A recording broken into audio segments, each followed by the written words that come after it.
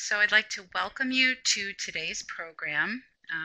For those of you who may not have heard, I'm Nicole Gibby Mungia. I'm the Program Officer for Continuing Education for YALSA.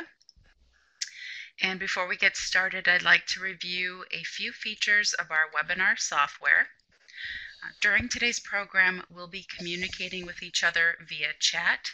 So at any time during the discussion, you may submit your questions to Kelly using the chat box, which is located on the left-hand side of your screen. We'll make every attempt to answer the questions as they come in or as they fit into the flow of the discussion. If we run out of time to answer a specific question, please don't worry. We'll make sure to follow up with the group with an answer. Now, if you'd prefer to not see the chat tab during the webinar, you may click on the full screen button, which is located on the upper right-hand side of your screen. That will eliminate the chat and attendee list boxes. To undo the full screen view, just click on the button again. Located at the top of your screen in the middle, you should see an image of a person with her hand raised. If you click on the arrow next to the image of that person, you'll see that you have a variety of options, which include raising your hand, laughing, applauding, agreeing, or disagreeing. If at any point you start to experience audio issues, simply send me a message in the chat tab to let me know, and I'll work with you to resolve them. Following today's presentation, I will send to you a link to the webinar recording as well as a link to the PowerPoint slides. If you would like to receive a certificate of participation, simply email me following the webinar, and I'd be happy to send that along to you. So I am now turning it over to Kelly Zarnicki. Kelly, welcome and thank you. Thank you, Nicole. Can everyone hear me okay?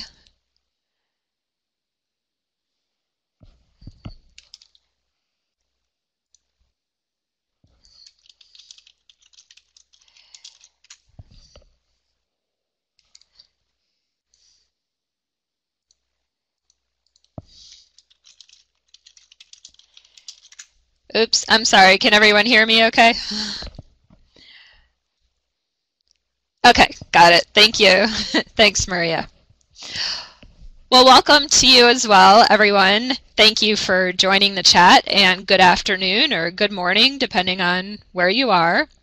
And first of all, I wanted to say congratulations to you all as well for being a Dollar General Summer Reading Grantee. That's very exciting. You deserve the congratulations, and I can't wait to see what exciting programs that you all have planned for the summer and what this grant will do for it. So whether it's through the YALSA blog or other avenues, I really look forward to seeing what you all are doing. So I'm real excited about that. So today's webinar is going to be about how to spice up your programs with a dash of literacy. And a little bit of background about me. There's my photo, and I am a teen services librarian. I work at a public library in Charlotte, North Carolina.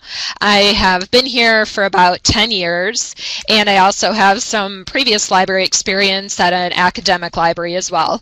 I've been proud to be a YALSA member since 2002.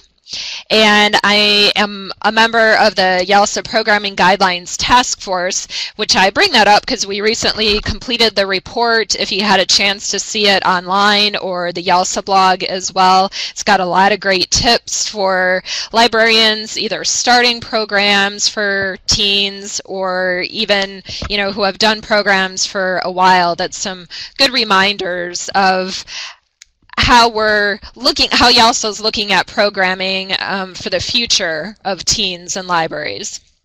And then I also currently serve on the YALSA blog advisory board. And if you wish to contact me after this webinar, please feel free. My Gmail address is just my first and last name, #1@gmail.com, and I'd be glad to answer any questions. All right, so what we're going to cover today is an overview of the basic types of literacies. And just a little explanation here, there are a lot of literacies. When I was doing my research for this webinar, I came across many, many literacies that we don't have time to cover. So if I don't mention one that you think, well, you know, that's important in my library, or, you know, I really need to focus on this literacy, that's perfectly fine. The reasoning behind some of the literacies that I chose are the ones that most frequently came up in certain reports, such as the Future of Teens and Libraries report, things like that. So they weren't specifically chosen maybe one over the other, just what seemed, you know, most prominently would come up again and again, and also lend itself well to programming in libraries. But if you do see something missing, you know, feel free, point it out, we can discuss it, and, you know, chances are it will fit into, you know, what you want to do with your program. But I had to draw the line somewhere because there were just so many to choose from. And then next, I want to discuss programming that's related to these literacies. So we'll discuss a literacy, look at the definition, and see, hey, what does that mean? What will that look like in a program?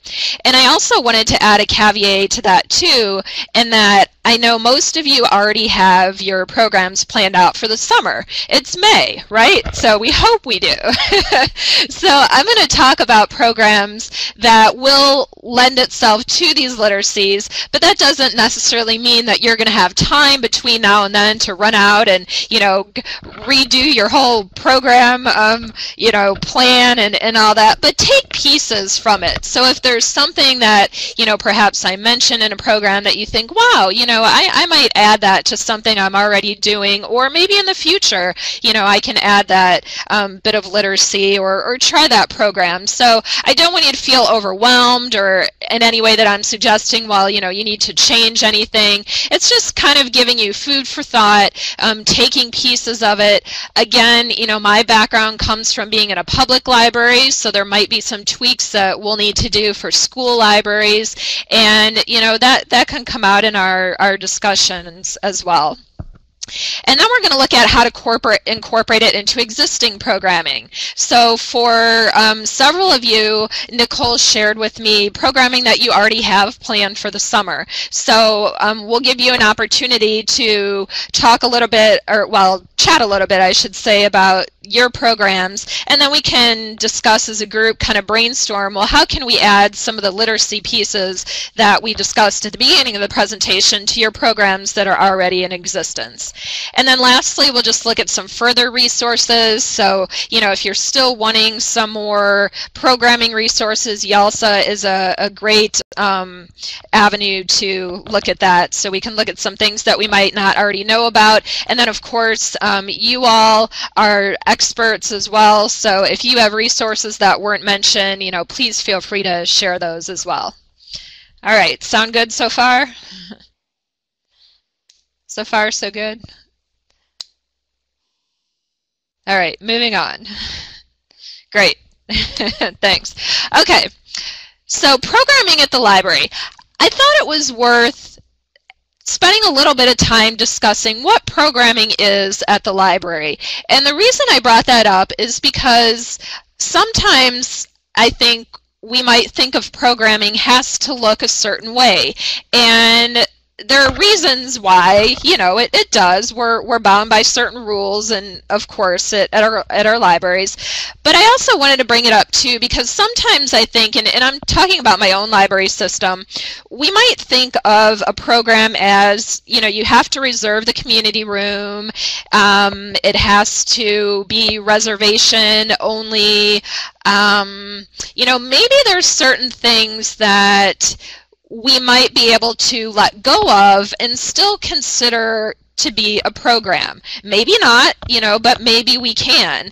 And that might give us a little more flexibility. So for example, one of the things that we do at my library is we have programs that we consider active programs and programs that we consider passive or self-directed programs. And we don't really use those words to the public. You know, we don't say, well, we're having a passive program today, but you know, we ourselves know that a passive program is more like a scavenger hunt. It is less or hardly any staff involvement. So, you know, we might develop sheets that have trivia questions. We might develop a scavenger hunt beforehand.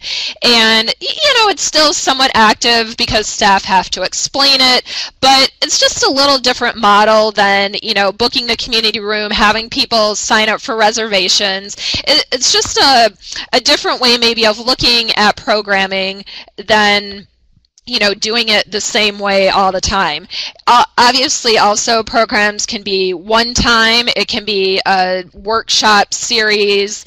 It can be ongoing, you know, maybe for the school year, maybe the semester. I know we're talking about summer here for this presentation. And, you know, we might have breaks in between. So sometimes, you know, we might have a 3-month program, and then you know, maybe we'll work with a new group of kids, so we'll take a month off and then, you know, start the process again. So just to kind of, you know, get you thinking about different ways to do programs, how we think about programming, what we call programming. And two, I know at my library system, it kind of frees us up from feeling like, oh, you know, we've got to you know, make every program this big deal and this big, you know, preparation and a lot of time involved. And sometimes it can just be something very simple. Kids will get excited about it, and, you know, we still get our stats, we can still get our anecdotes, we can still get our outcomes. And it's just maybe kind of a combination of self-directed and active programs for the teens. So just something to keep in mind, you know, little different ways to think about what programming actually means. All right, and then next, of course, why is it important to look at literacies and programming? So many of us, when we're developing programs, whether it's a school library or a public library, we usually have to have some kind of reasoning behind it. And you know, depending on what our policies are, it might have to follow a certain standard. So for example, again, I'll bring up my library system. So every program that we develop has to follow criteria that meets programs that satisfy either workforce development, that satisfy a literacy component, or that satisfies an educational component. Those are pretty broad categories, but the purpose was to say that we as a library are providing something valuable to the community, and therefore, you know, when we kind of couch it in those terms, that this is a program that's going to build literacy skills, this is a program that's going to help prepare teens for workforce development, then we can have something to stand on and say, you know, this is worthwhile, this is of value to the community, this is something unique that the library is providing that maybe another organization in our community isn't providing in the same way. And this really hit home during the budget cuts of 2010. You know, I hate to mention that it was a very dark time for many of us, and, you know, we're still not completely out of the woods yet. But I mention that because that was really a time when we really needed to take a stand as a library and say, you know, this is why we're doing programming, this is what we're doing, and just kind of added some meat behind it so that we could say that, you know, we are very important to the community, we offer a lot of value to the community. So by infusing literacies into our programming, that's just one more way that we can say, hey, you know, these are important skills that we're teaching teens that they're going to need for, you know, when they have a job, when they go to higher education, whenever they become the adults that they are going to become, that we are preparing them for those skills. So it also gives us a way to measure outcomes and successes. So rather than just having a program because it's something to pass the time with, or it's something that teens like to do, it also gives us the opportunity to say, we have a goal that we want to help teens build X skills, and then we can say at the end of the program, whether it's true or not, that, this amount of teens came with more knowledge, or left with more knowledge than they came with to begin with a program. So again, it just kind of gives us some dialogue, some information that we can say our program made a difference, and this is how we can articulate it. And lastly, it also positions the library within the community as offering something important and valued. So surely there's other organizations that are offering teens literacy skills, helping them build those skills just like we are, but we might be doing it a little bit differently. Obviously, we're offering it for free, which not every organization can say they can do, and maybe we're doing it in a little different way than other organizations are. So it just is a way to make us stand out, and especially come budget time, when we need that funding from however it is that we get funded, that we can stand behind our programs and say this is why we deserve to continue helping teens in the way that we do. All right, so if anyone has any questions or comments, feel free. I can definitely look at the chat and pause, so don't hesitate. You're not interrupting me. I want this to be a dialogue as much as possible, so please feel free to chat or comment or ask questions. And I don't see anything right now, so I'm going to go ahead and jump into some literacies. And the first one we're going to start with is critical literacy. So, of course, this is one that was one of the most popular ones. We probably hear a lot. Many of us are already even doing in our public or school libraries. And the definition came from the Future Library Services for and with Teens report. And the definition they give is learning how to formulate difficult questions concerning societal inequities and investigating real-life issues with the goal of transformative social action. So that's quite a mouthful there, but fortunately we have a lot of information to work with, and I'm sure if any of us just pause for a second, we can certainly think of a lot that's going on right now in the news that has to do with societal inequities that teens are talking about and are curious about, and that are on our television screens all the time. So we're going to go ahead and jump to the next screen and just look at one example of a program. And this is one that we've done at my library several times, and it really forces teens to look critically at what they're listening to. So for many teens, music is very popular, very much a part of their lives, and this particular program was called Between the Lyrics.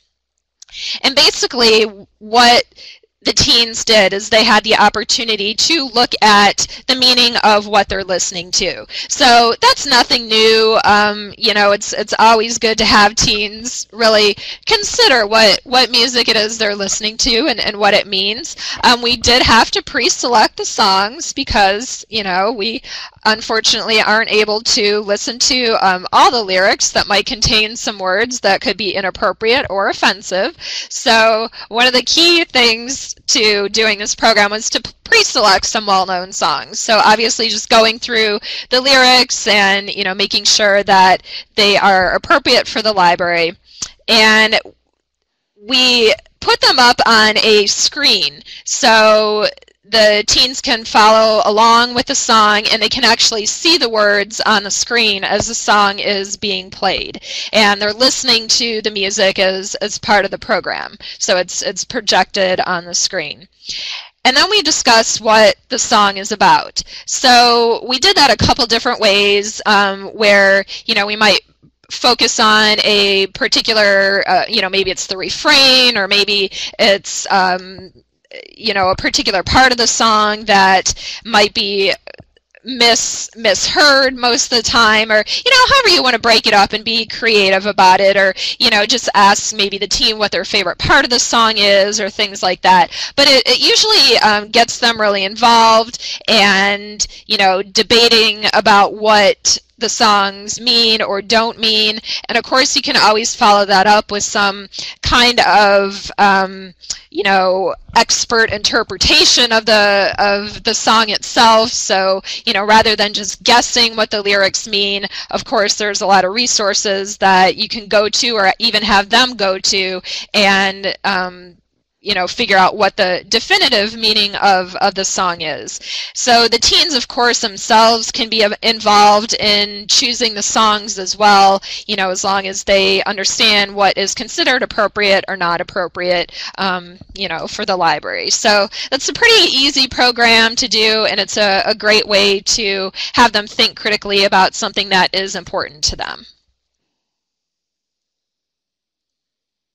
All right, another program that we did that incorporates critical literacy is called the Butterfly Project. And this is actually a national project. Has anyone in this webinar heard of the Butterfly Project before? You can just go ahead and text yes or no. Okay. So I believe it started in California. I want to say San Francisco.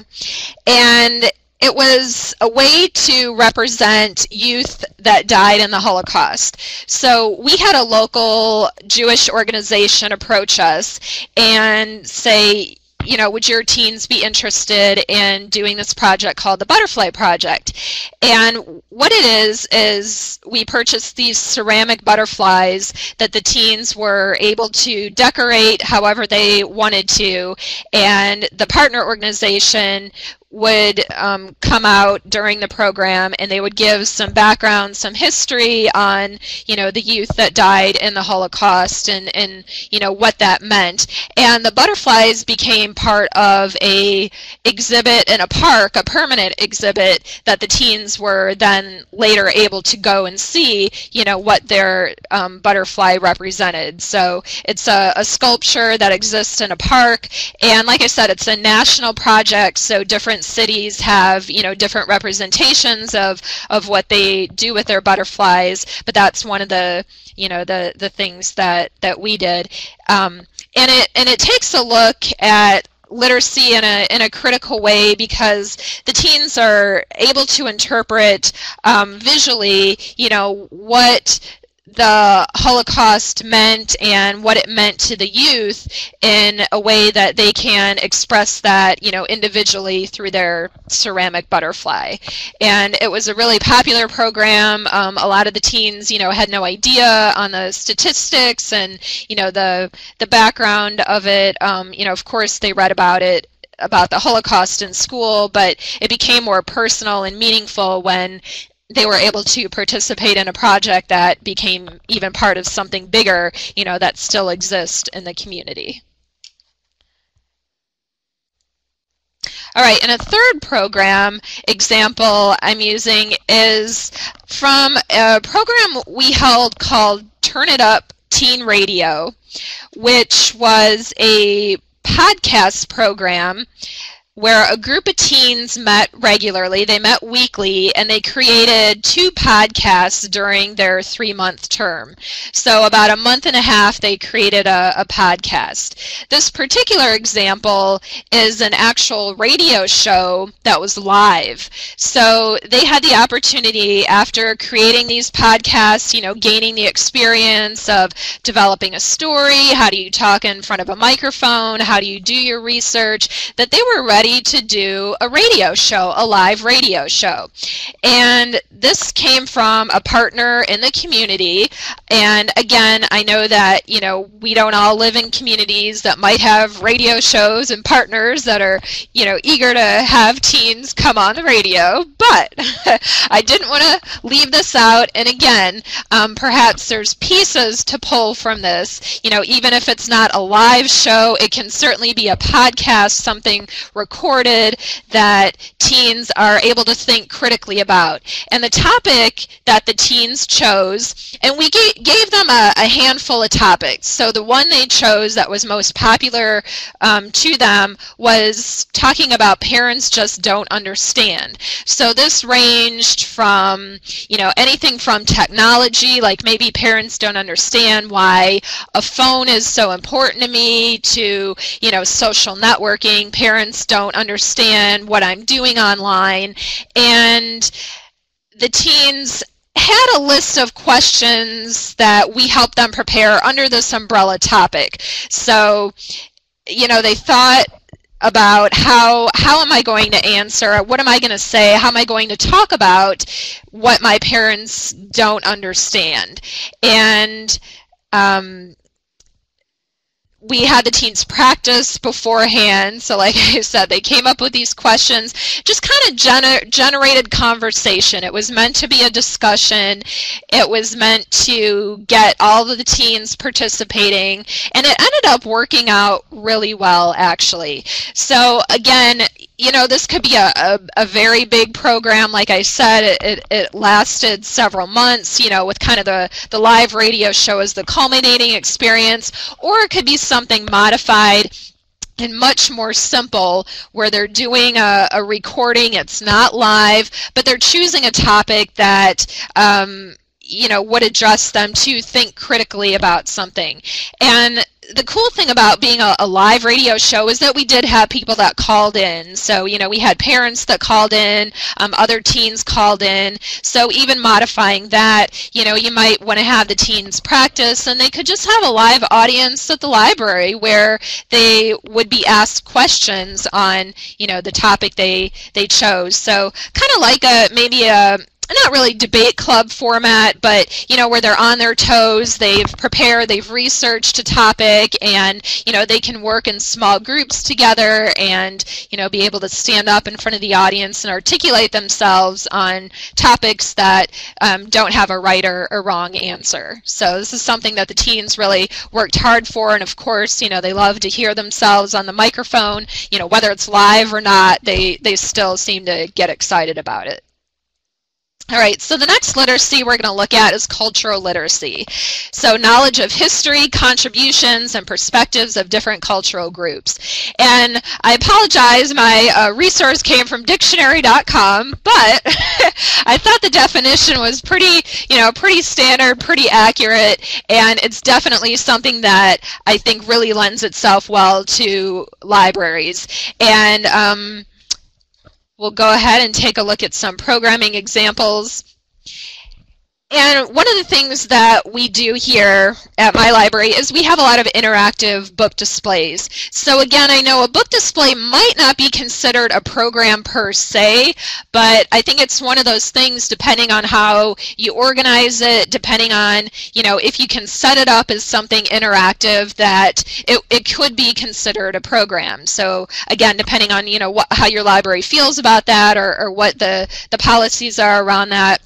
So this one, the photo, for example, on the right is the Banned Books Week, and you can see there's the yellow pictures, and underneath is a QR code. So the teens would look at the particular title, they would lift up the yellow flap there, and they would see why that book was banned, and then they could scan the QR code and get further information on it. So again, you know, if you can engage the teens in a discussion, if teens use your library, you know, maybe they come as a group, whether it's a class, you know, in a school library, or maybe they take a field trip to the library, and this is something that could really lend itself to the teens participating in the display. And the other one on the left at the the bottom there, we had for National Poetry Month, just this past month in April, is a bulletin board, and we have it on a fence. We have a fence that's attached to the window, and the fence allows us to change out our displays all the time. So we kind of tacked a bulletin board onto this fence, and then the teens were encouraged to write their own poem and then just push pin it up there. And so again, you know, it's interactive. The teens were able to draw from their own experiences. You can sort of see some of the books around the bulletin board that were on display that they could either draw inspiration from or, of course, check out. And again, you know, it just brought in pieces from, you know, either themselves or just other cultures that, you know, they might not be familiar with. And the thing about displays, too, is that it makes their thoughts visible, which, you know, they get, I think, more interested in when it's more public. So kind of that, you know, pulling into social media piece where they like to put themselves on display. And you can see at the top of the poetry display where it says on Instagram, you know, tag your images with IMG, which is kind of a shortened version of the name of my library, and then the word poetry. So, you know, again, it incorporates that aspect of literacy with the social media and just gives them those teachable moments, because you're more able to discuss maybe what they put up there when it's interactive versus just kind of a passive display. So how many of you, I'm curious, incorporate some interactive displays in most of your displays, or at least have from time to time? Great, Emily does.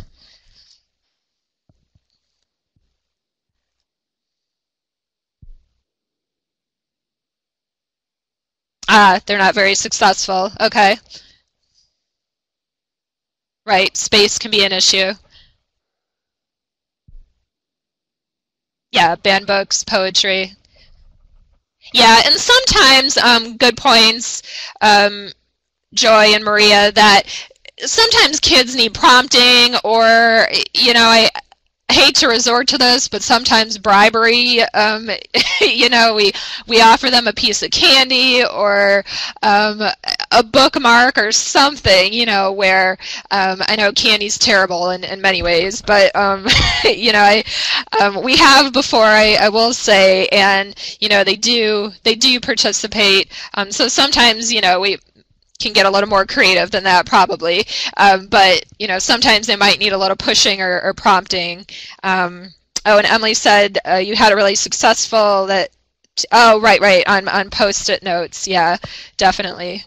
Yeah, and sometimes you know, like I said, prompting them with you know, incentives or something will help them, you know, participate. So that definitely can be an issue, or even sometimes where it's located, you know, so it's obvious that there's something to do. So good points. All right, so another program for cultural literacy, I just kind of listed a few here. So Cinco de Mayo is a celebration we often have, which we are actually having today, I believe. Yes, we are today, because it is May 5th. So we are having a Cinco de Mayo celebration today, you know, where we have typical food and music for the teens and just talk a little bit about the history. We often have Cotton Club, which we celebrate in February, and we give a history on the Cotton Club, and then we kind of flip it around, obviously, because, you know, the Cotton Club had roots where you know, they didn't allow certain people to come in. So, of course, being a public library in 2015, you know, everyone is welcome. We want everyone to be and feel welcome and participate. So, you know, we give them the history of the Cotton Club, and then we have teen performers come on stage, and it could be you know, anything. Some of them, well, I won't say anything, but within limits, some of them, you know, might bring their own instrument and perform something with their instrument. Some of them might sing, as you can see this young man with a microphone. Others might do a dance routine or something like that. But just giving teens the opportunity to be on stage, to you know, have the background of the Cotton Club, and bring in partners from the community as well that might, you know, teach certain dances from the era of the Cotton Club and things like that, and just really get the audience participating and more, you know, knowledgeable of what that time period and what the Cotton Club symbolized and what it meant. We also have programs, which I'm sure many of you do too, where we invite speakers from other countries and cultures. Recently, when Mandela died, we had a library staff member that was from South Africa, and we invited him to come and talk about, you know, what was it like to live in South Africa. And, you know, of course, he had a lot of photos of growing up and going to school, and, you know, the different areas of town and what it looked like and what Mandela meant, you know, to the South Africans. And so sometimes, you know, I bring that up just to mention that we might overlook that we have, you know, staff members that have cultures that they could bring out with information or photos and share with the teens that, you know, we might not think about, that they really bring a real richness to a library program. And, you know, that's just another kind of way to do programming for cultural literacy. Oh, awesome. Yes, a salsa class. I love it. Yes, yes, very cool. Thanks, Maria. All right, digital literacy. So, of course, this is another popular literacy that we hear about. Again, this came from the Future Library Services for and with teens. So an ability to navigate, manipulate, stay ahead of emerging computer and internet technologies, and then having the ability to use it responsibly and ethically, and then transfer those ideas into technology processes.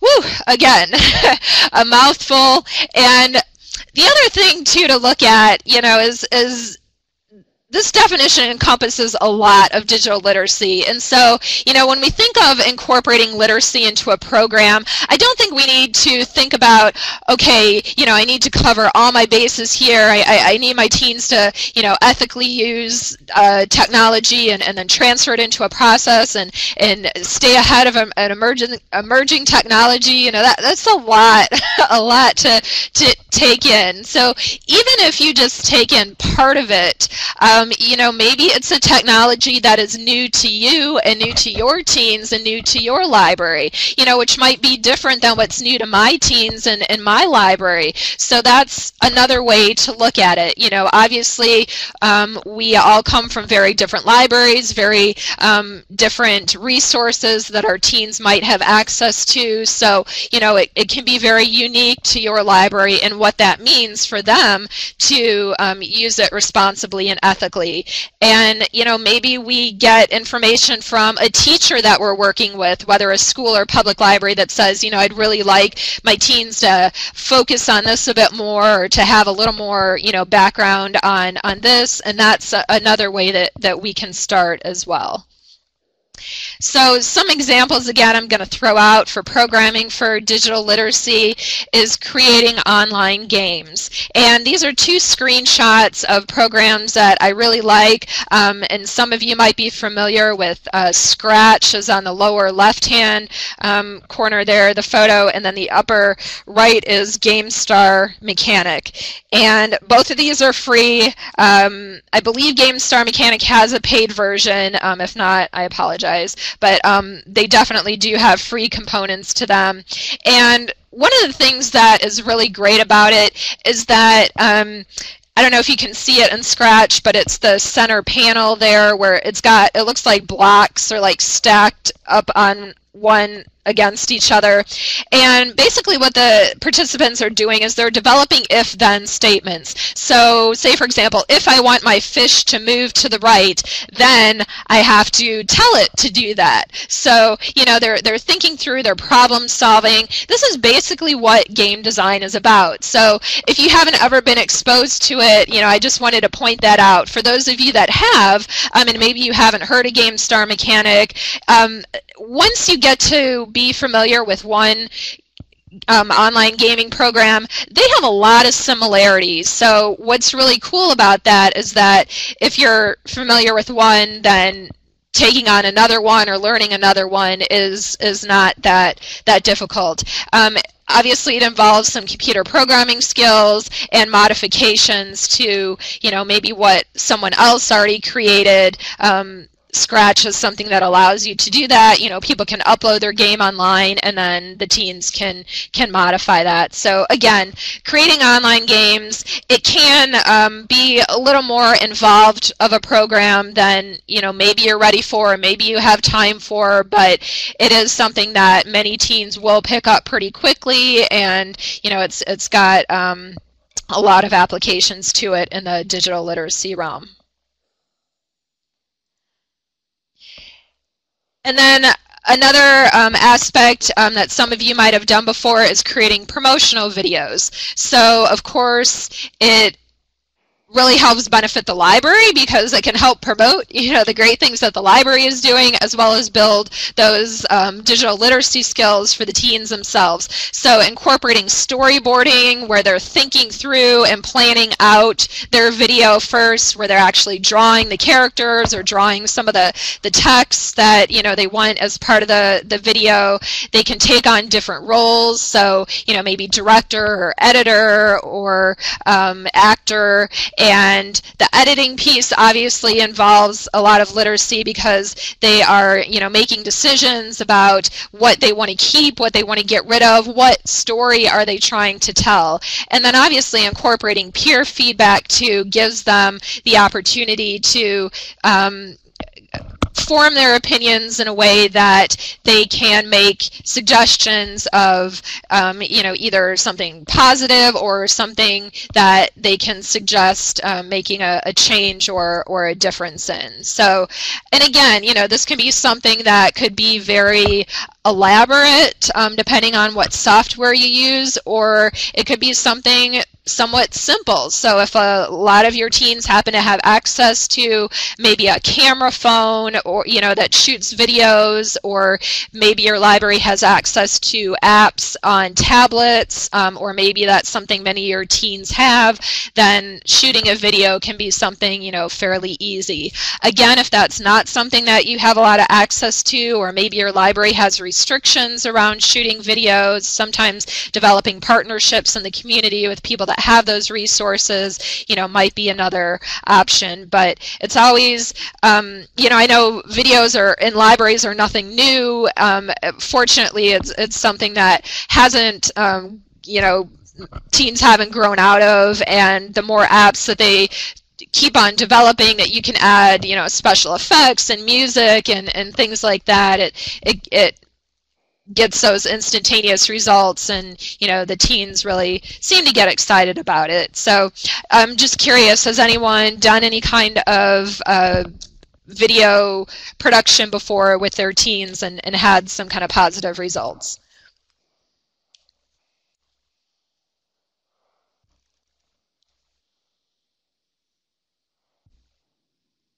Great, great. Maria's planning on it. Awesome.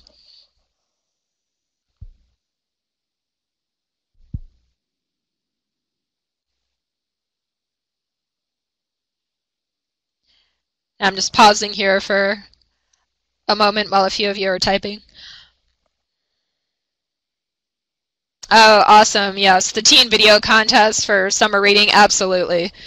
Yeah, that's a great opportunity to get teens involved. Oh, Sandra, you said you weren't successful. I'm curious what happened. Banned Book Week, great. Yep, book trailers, absolutely. Yeah, so there's definitely a lot of variety of videos that will lend itself to what teens can create. So excellent.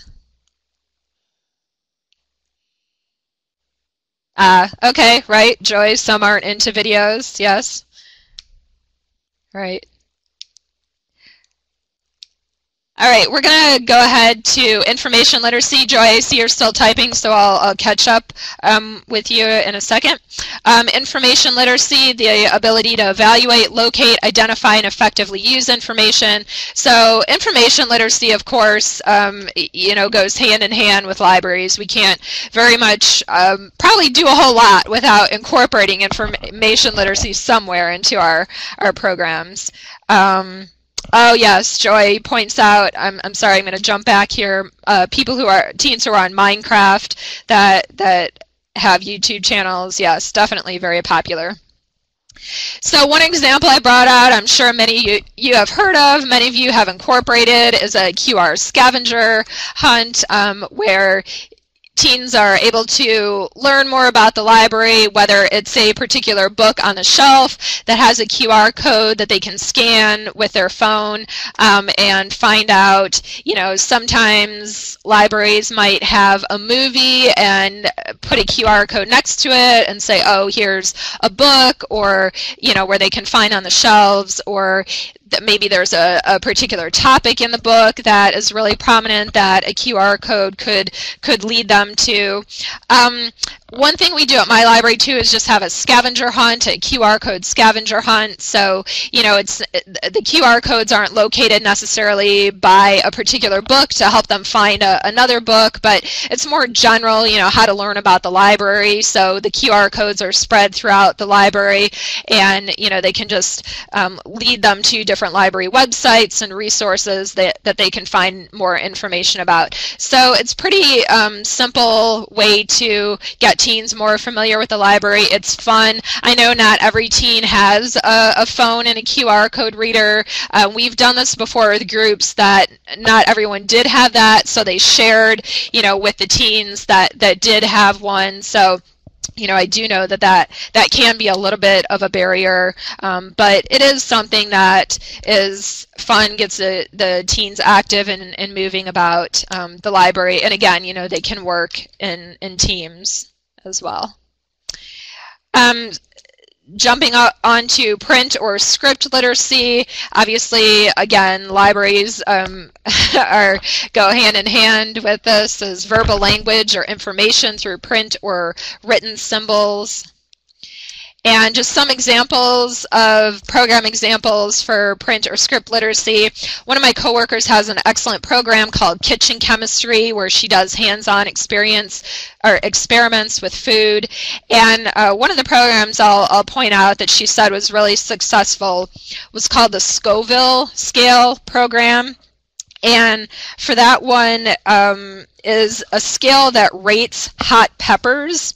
And so the teens had a scale where they were rating salsas and beverages as well. So which was the hottest, and then they would test the beverage and see which would calm down the heat. And they learned the background of what the Scoville scale even was, and had this handout that they could sample and then document what they thought was the hottest, and then discuss it. A lot of the kitchen chemistry involves following a recipe and reading that information and just following the instructions, following the measurements, things like that, which surprisingly to me, for a lot of the teens, it was something that some of them had never done before. So we might be surprised. Many teens maybe don't have that experience, so it can be a really fun program for them to participate in. And then coding, I give a few examples here.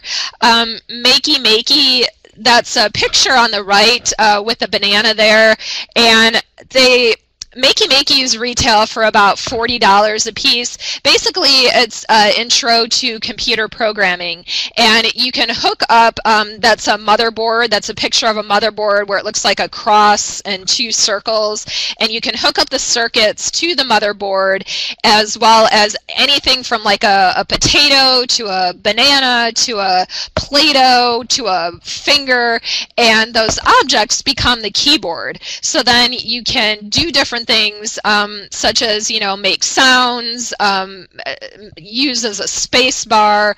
It's hard to explain, but if you go online, look up Makey, go to the website, and you'll see it in action. And again, that's a great way to learn how to do some basic computer programming.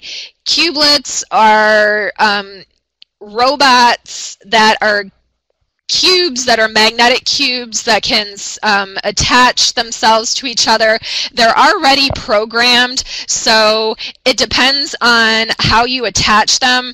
So say you have a green one and a blue one and a red one, and you attach the green one to the blue one, it's going to do something different than if you attach the green one to the red one. So the order that you attach them in is going to determine what this robot will do. So again, it's and I know this doesn't sound like it has anything to do with print literacy, but you can follow the instructions that the cubelets come with, and you can make these different formations that will tell the robot to do certain things. So again, it's kind of a basic way to get into computer programming, where a lot of us might be familiar with like Mindstorms robots, or the Lego Mindstorms robots, where you're actually writing code and doing programming in that way. But the cubelets are already programmed inside. It's just how you put them together determines what they'll do.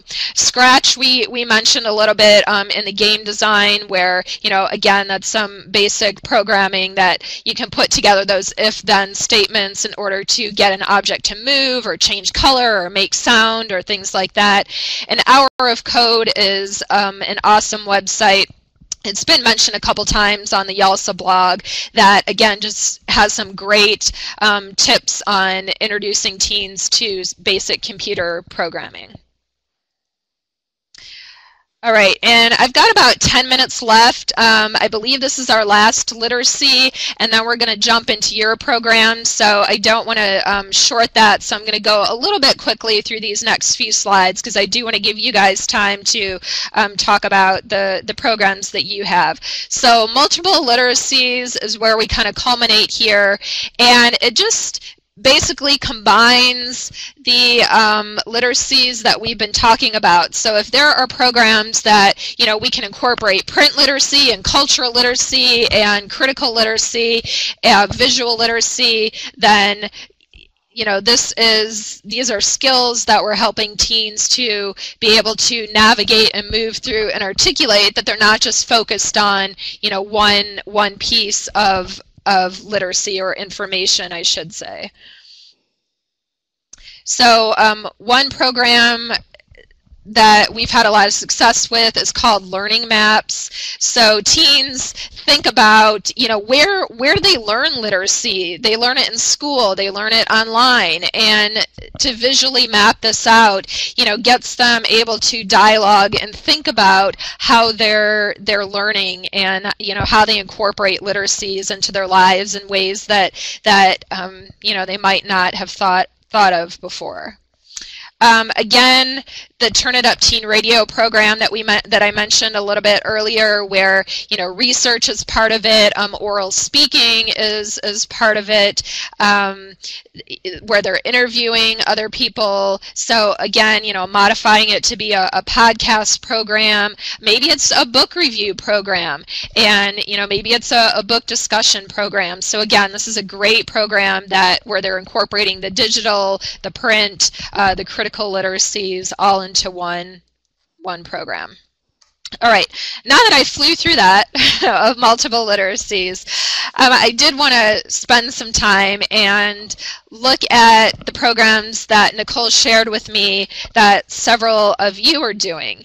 And on the left here, an already existing means that, from my understanding, this is what you guys are planning to do for the summer. And then I just have on the right some basic literacies that can be incorporated. So I have here, let's see, the graphic novel workshop, and that looks like, Joy, that belongs to you, and you're with the Columbus, I'm going to mispronounce this, I'm sorry, Lowndes Public Library System. I apologize if I mispronounce that. And the description I have, Joy, for your graphic novel workshop is that you have a local artist coming to the library for a 3-part graphic novel workshop that it will cover art, story building, and character development, and you'll be purchasing art supplies for teens with the grant. Awesome.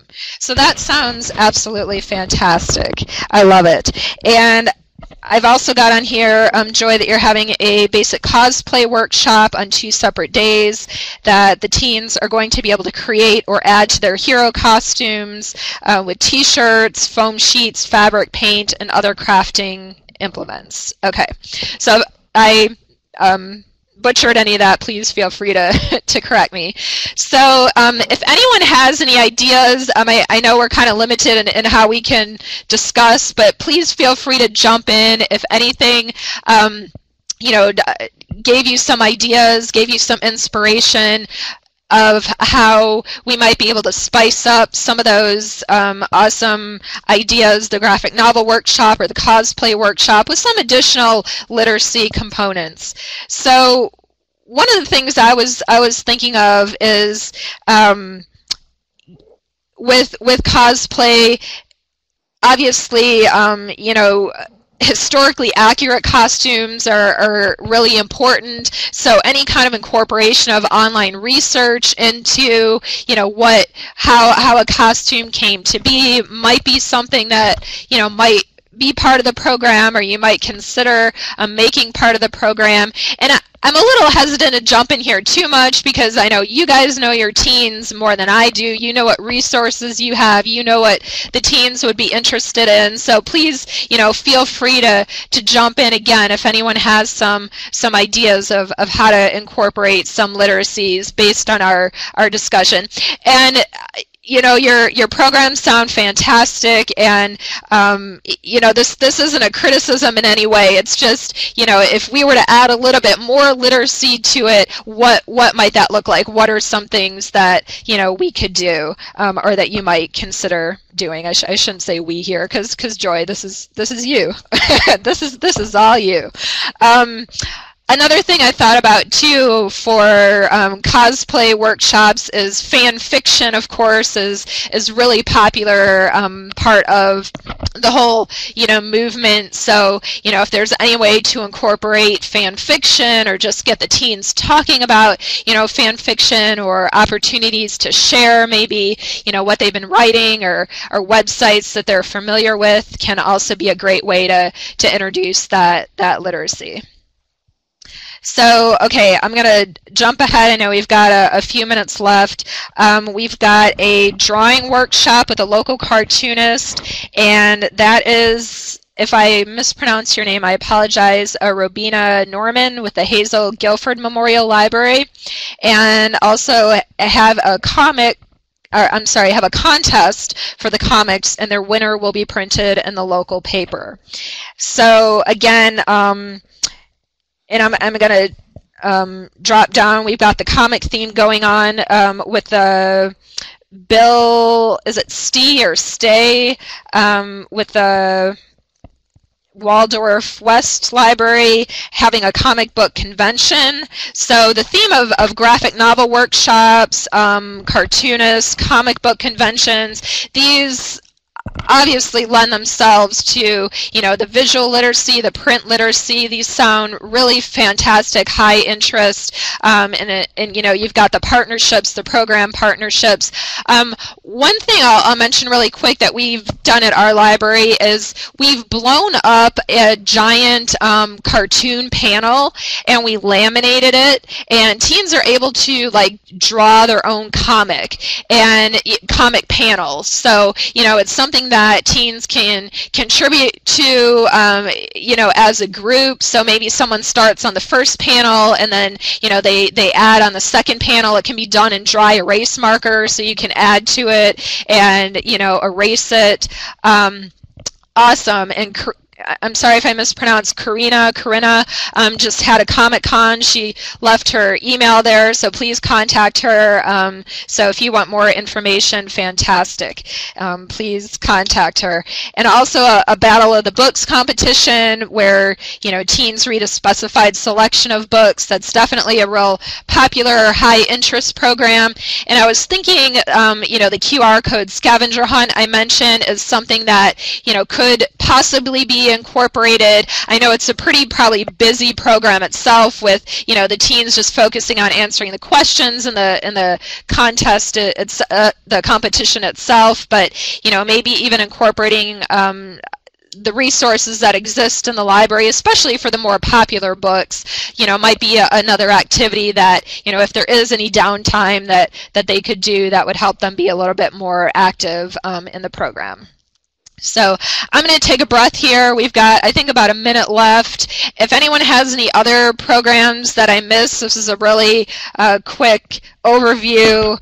Please feel free to throw out. I've got one too from Jennifer Blair with the Covina Public Library is having a Frozen story time, which sounds so awesome. I wish I could I could go there.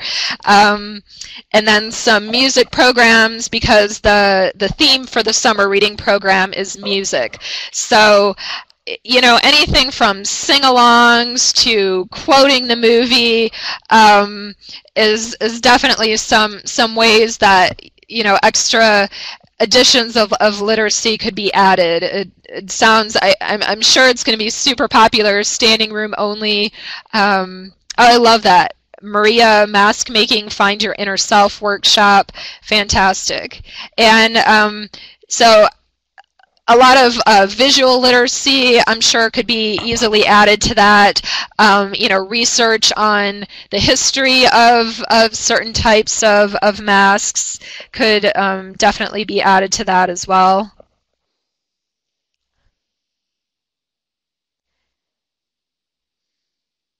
Yes, awesome. So Corinna had a Frozen sing-along in February. So Jennifer, if you want to reach out to her or anyone else that's planning a Frozen program, feel free to reach out as well. Thanks, Corinna.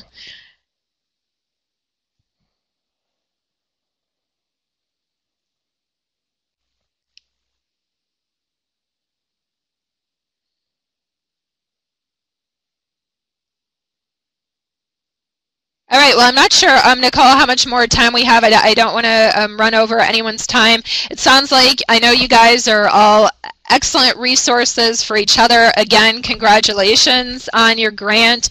I'm super excited to see how your programs go. I hope I can read about it on the YALSA blog or other publications that YALSA has.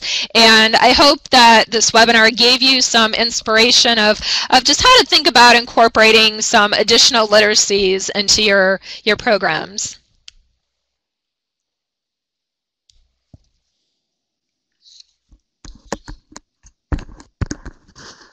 And if any of you have questions, feel free to type them in, or you can always email us with them. We want to make sure that we answer any questions you have or share information that you might need.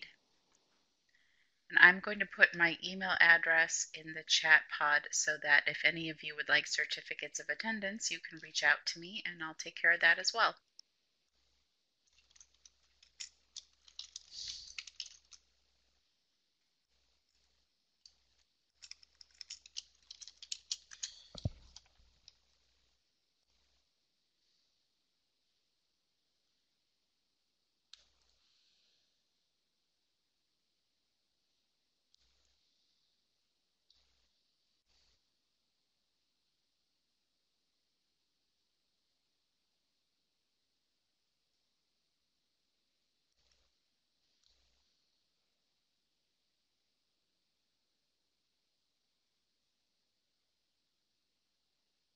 Definitely, Juanita. I'll be happy to. And yeah, I'll list my email again because I'm not sure I have all your individual emails. But yeah, feel free to contact me and I'll be happy to.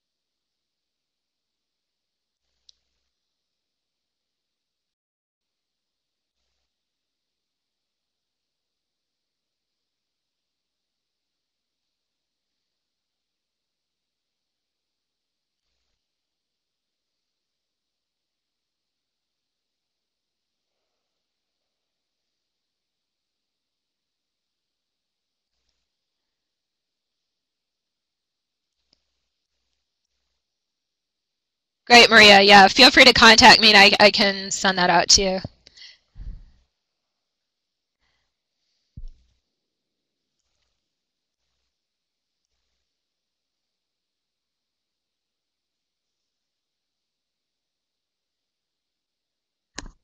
Great. Well, thank you everyone for joining us. And again, if any questions come to mind, feel free to reach out to either Kelly or myself, and we will get back to you. And we hope that you were able to have some great takeaways from today's program. And thank you again, Kelly, for all of your work on this and for great ideas. Thank you.